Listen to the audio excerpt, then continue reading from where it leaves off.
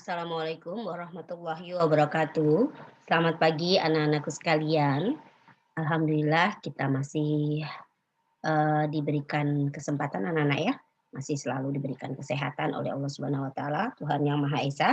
Sehingga pada hari ini kita masih bisa melanjutkan aktivitas kita yaitu belajar di kelas 5. Nah, hari ini Bumi akan eh, membawakan materi tema 5, tapi sebelum kita belajar, kita berdoa terlebih dahulu anak-anak.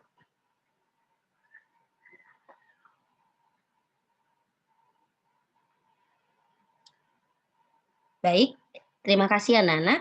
Nah, kita lanjutkan materi kita hari ini adalah tema 5, yaitu ekosistem. Kemudian kelas 5 di subtema 1 komponen ekosistem. Muatan pelajaran pada tema ini adalah IPA, Bahasa Indonesia, dan juga SBDP. Kita mulai dari IPA anak-anak ya. Anak-anakku sekalian, di awal sudah kalian pelajari tentang ekosistem. Nah, ekosistem sendiri itu terdiri atas dua komponen, yaitu komponen biotik dan abiotik.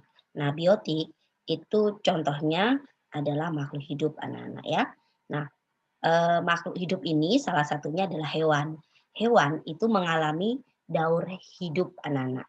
Mengalami daur hidup atau siklus ya anak-anak ya. Nah, apa itu daur hidup hewan?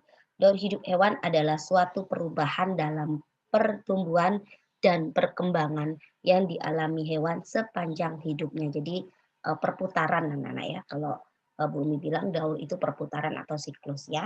Nah, daur hidup hewan ini dimulai dari telur atau saat kelahirannya menjadi apa namanya hewan dewasa. Ada juga yang tidak mengalami perubahan bentuk tubuh dan strukturnya, anak-anak ya.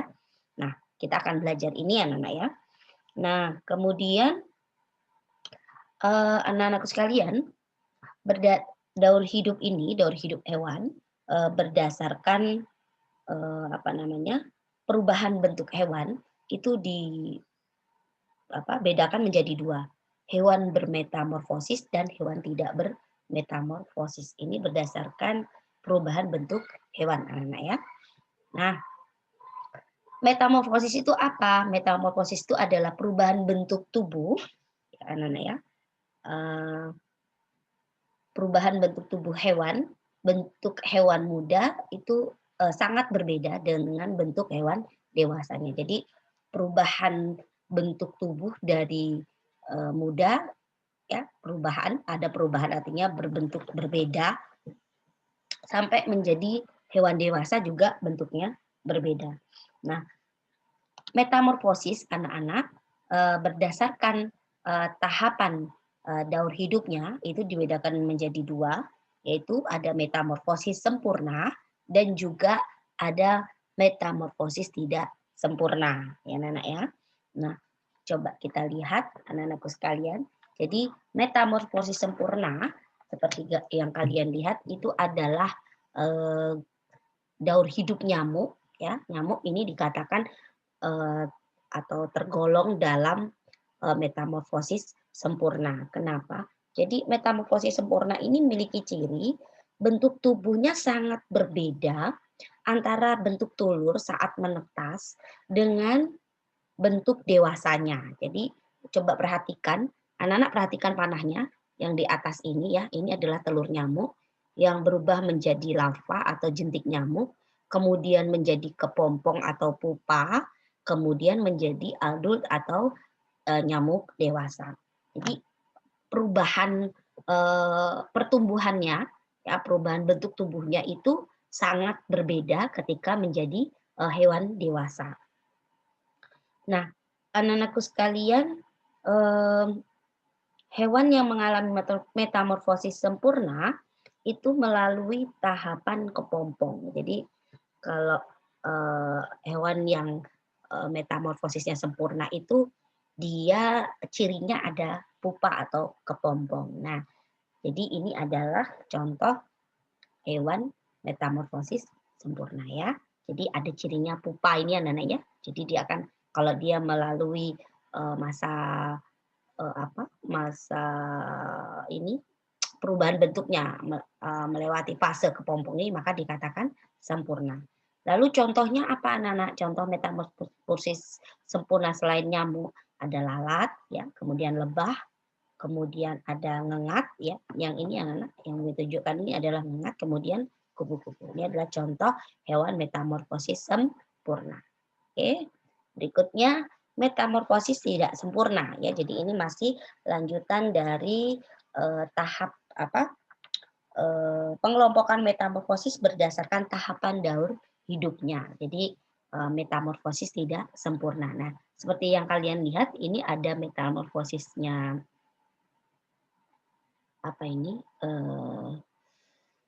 belalang anak-anak ya, belalang dan juga ini belalang, kemudian ini adalah kecoa ya. Ada belalang dan kecoa. Nah, anak-anakku sekalian, metamorfosis tidak sempurna ini dicirikan dengan bentuk tubuh hewan muda yang tidak berbeda dengan hewan dewasa. Coba kalian perhatikan dua gambar ini, dia mulai dari setelah telur, dia langsung berubah bentuk menjadi bentuk hewan yang dari dia perubahan dari telur itu sama sampai besar anak-anak ya. Nah, imago itu adalah dewasa ya. Imago itu adalah dewasa. Jadi setelah telur itu nimfa ya. Nah, jadi namun seiring dengan pertumbuhan dan perkembangannya terdapat penambahan ukuran. Jadi cuma hanya menambah ukuran dan struktur tubuh seperti struktur itu maksudnya penambahan bentuk tubuh seperti sayap. Kalau masih kecil nggak punya sayap mungkin. Nah, kalau sudah mulai besar ya ukurannya besar, dia akan tumbuh sayap. Kemudian hewan yang mengalami metamorfosis tidak sempurna tidak melalui tahap kepompong atau pupa. Jadi tidak ada pupanya ya, berbeda tadi yang metamorfosis sempurna. Akan tetapi melalui tahapan peralihan disebut nimfa. Ini nimfanya anak-anak ya. Jadi telur menjadi nimfa ya. Jadi nimfa. Kalau ini yang belalang ada 3 kali, ada 1, 2, 3, 4 ya nimfanya anak-anak ya. Kemudian jadi perbedaan sempurna tadi itu ada pupa, kalau tidak sempurna tidak ada pupanya ya. Oke. Nah, contoh dari metamorfosis tidak sempurna adalah ada belalang, capung ya. Ini capung ya anak-anak, capung, belalang dan juga kecoa. Masih banyak yang lain, nanti kalian boleh cari atau searching di internet anak-anak ya.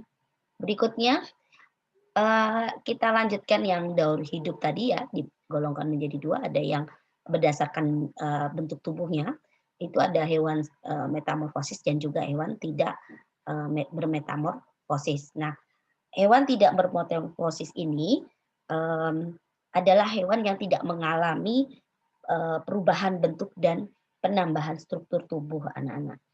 Jadi kalau tadi kan kalau metamorfosis tidak sempurna itu dia tidak melalui masa pupa tetapi dia mengalami penambahan struktur tubuh ya. Nah, kalau ini adalah tidak mengalami perubahan bentuk tubuh, hewan yang bentuk tubuhnya tidak mengalami perubahan saat masih muda sampai hewan tersebut dewasa. Jadi tidak ada penambahan struktur tubuh anak ya. Ya. Nah, ini adalah hewan tidak metamorfosis ya.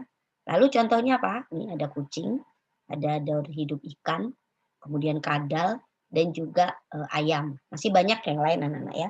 Masih banyaknya beberapa Bu Umi berikan contohnya. Kita lanjut ke bahasa Indonesia. Anak-anakku sekalian, pada materi bahasa Indonesia, Bu Umi akan menjelaskan menguraikan informasi penting dalam bentuk peta pikiran. Nah, sebelumnya anak-anak pasti sudah mempelajari cara menguraikan atau menjelaskan informasi dari teks non-fiksi. Ya, selain disampaikan melalui kalimat dan tabel, informasi dari teks non-fiksi juga dapat disampaikan menggunakan peta pikiran. Jadi selain tabel dan kalimat atau lisan dapat disampaikan dalam bentuk peta pikiran anak-anak ya.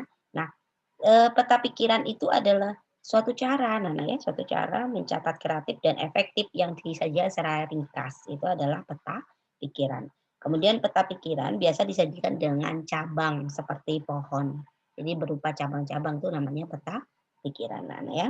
Nah, untuk menguraikan informasi menggunakan peta pikiran, kalian perlu menentukan ide pokok setiap paragraf dari teks yang disajikan. Nah, kalian dapat membuat daftar pertanyaan untuk membantu menemukan informasi dalam teks. Nah, daftar pertanyaan itu kalian dapat menggunakan ini anak-anak ya, yang dikenal dengan kata-kata adik Simba. Tapi Bumi tambahkan adik Simbara. Jadi adik Simbara itu singkatan dari apa, di mana, siapa, mengapa, bagaimana, berapa. Ini adalah apa namanya? Kata tanya yang digunakan untuk membuat daftar pertanyaan dalam rangka mencari atau menemukan informasi penting dalam sebuah teks. Anak-anak ya. Oke, baik. Berikutnya adalah lagu bertangga nada minor, materi USBDP anak-anak ya. Nah, jadi kalau ini anak-anak pasti sudah sangat hafal dan sangat paham. Jadi ciri-cirinya ya, bertangga nada minor, ciri-cirinya adalah lagunya bersifat sedih ya, bersifat sedih, kemudian sendu dan hikmat. Kemudian jarak intervalnya itu satu setengah ya, satu setengah, kemudian satu setengah ya. Kemudian urutan nadanya dimulai dan diakhiri dengan nada dengan ana ya, atau la ya. Jadi ini adalah kalau ini interval tangga nada mayor anak-anak ya. Kalau ini adalah interval tangga nada mayor. Nanti kalau minor anak-anak pasti tahu ya. Jadi nanti sisipkan ini salah Bumi ini ya. Nah, Bumi salah memasukkan. Oke, nanti ini dirubah anak-anak ya, intervalnya ya. Oke, baik. Ini adalah ciri dari tangga nada minor ya, tangga nada minor. Jadi nanti tugasnya mencari interval tangga nada minor anak-anak ya. Jadi ini jangan digunakan ya, ini di skip aja. Oke, kita akan ganti. Mbak Bumi akan ganti ya.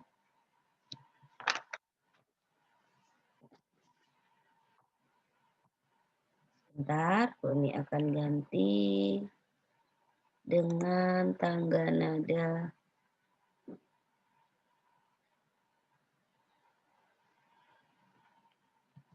Oh benar anak-anak ya, jadi tangga nadanya adalah satu setengah, satu setengah ya.